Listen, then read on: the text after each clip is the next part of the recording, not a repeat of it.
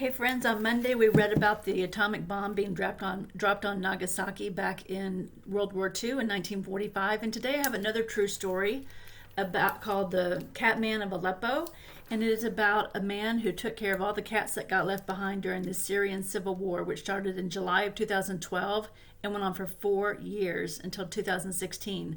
Aleppo was one of the biggest cities in Syria, and a civil war is when people within the same country are fighting against each other. I'm going to attach a map so I can show you where it is. Syria is in the Middle East and is right next to Turkey.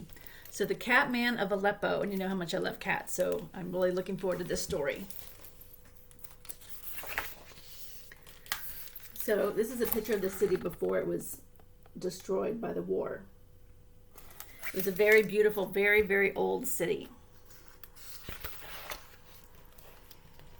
So this is what Arabic writing looks like. I don't know if you can see it very well. It's really, really beautiful. I have a friend who tried to teach me how to read it. It's very difficult. A note from Allah, he's the man who the story is about.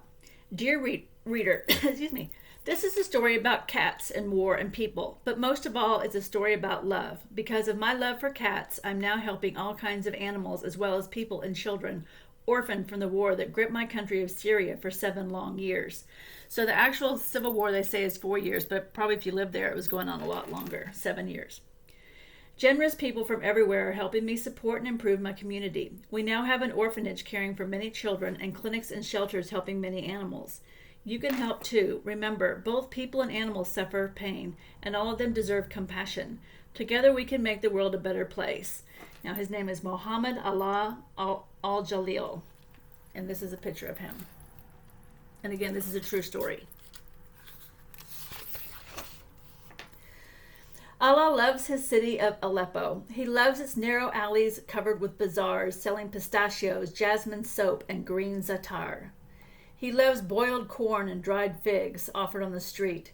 Most of all, he loves the people of Aleppo. They are gentle, polite, and loving, like him. So this is a picture of their market.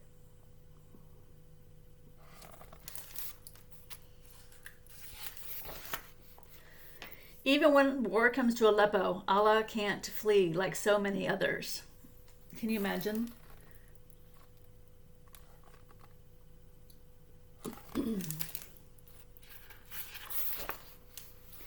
He continues his work as an ambulance driver. He swerves through rubbled streets and carries the wounded to safety. He comforts and holds them. Allah has a big heart. I mean, look at the destruction. Can you imagine if you woke up in the neighborhood where you lived looked like this because people were bombing it and shooting guns? They couldn't imagine it either. Allah's work is important, but he misses his loved ones. Where are they now? Are they safe? He misses the way things used to be before the war. Aleppo's city center no longer echoes with the rich, exciting sounds of copper pot pounding, traditional sword sharpening. His neighborhood is empty.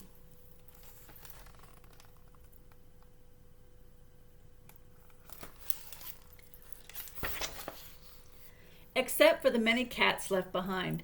The abandoned cats roam crumpled buildings and prowl filthy alleyways for food. Their homes have been destroyed, and now no one is left to love them and stroke their backs. No one is there to give them food and water. The cat's lonely, confused faces remind Allah of the loved ones he has lost. So many goodbyes. So many people he hasn't been able to help. So many days he feels lonely and confused, too.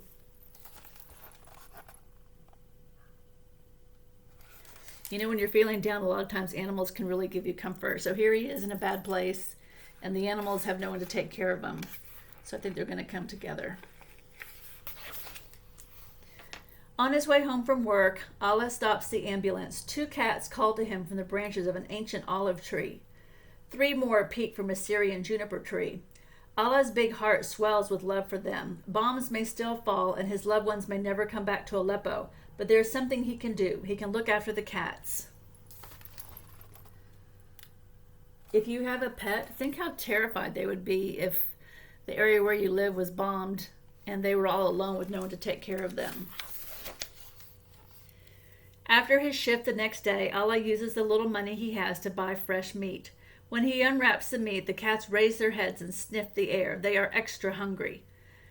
Ta, ta, ta, Allah calls. Here, kitty, kitty, kitty. A dozen cats rush toward him, their tails high. He gives them bits of meat and talks softly to them. The cats chew and purr and chew.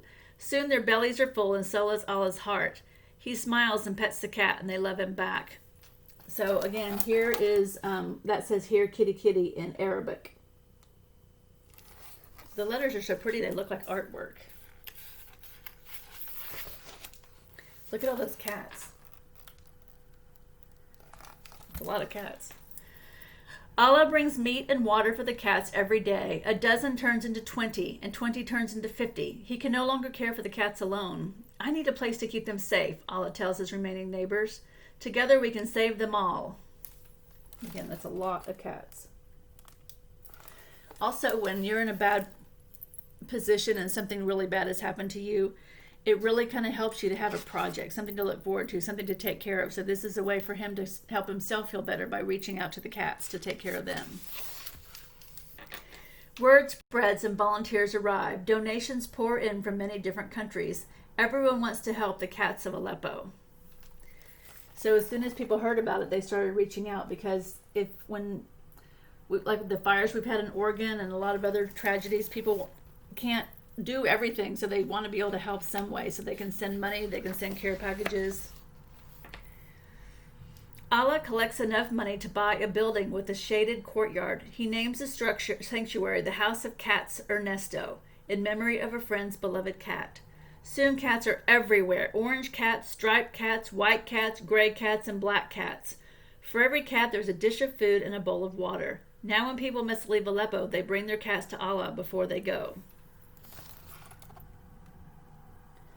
Think if you were a refugee and you had to go somewhere new to live and you had to leave your pets behind, how horrible that would feel. Hope and love fill people's hearts when they learn about the sanctuary's success, and they send more money. With so much support, Allah is able to rescue other animals too. Look, he's got hawks and monkeys and all kinds of things.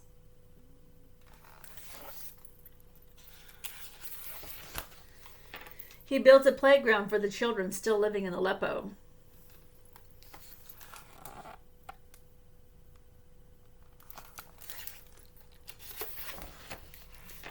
He helps dig a well so everyone can have fresh water. He distributes fruit, mamul, and barazak cookies to people he meets. I probably didn't say that right, but I'm trying.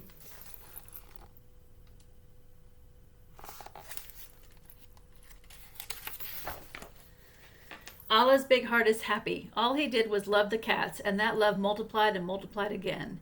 He still misses his loved ones the way Aleppo used to be before the war. But now Allah is known around the world as the Catman of Aleppo.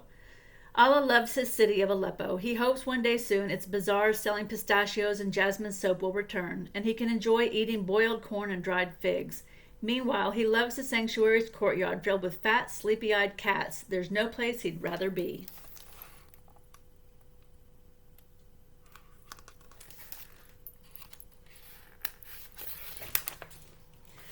So I'm not going to be able to read this whole thing, but there's a note from the author and a note from the illustrator just talking about how they worked on the book, because it is a true story, so they had to make sure they got the facts correct. And the illustrator has never been to Syria because it's really not the most safe place to visit right now, so she had to look at pictures to get an idea of how to do the illustrations. But here's a picture of the authors, and I don't know if you can see it because it's kind of got a glare in the illustrator. So this is a true story. I bet you could look him up on the internet if you're interested, the Catman of Aleppo, and see if you can see some pictures of the real sanctuary.